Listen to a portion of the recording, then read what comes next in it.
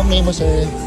Kevin po. Kevin, hi. Hello po. What's up mga kabites? Welcome to the Vibe Bar and Cafe here at Tomas Muerto, Quezon City. It's a Bali-inspired alfresco bar, open daily from 2 p.m. to 2 a.m. May happy hours sila Sunday to Thursday from 3 p.m. to 6 p.m. where they sell buy one take one cocktails for 390 pesos. Sobrang fitting nung pangalan niya kasi I love the vibe here.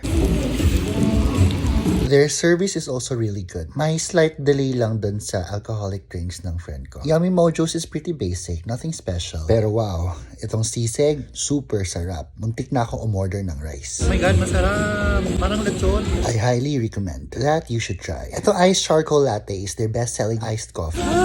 Sarap.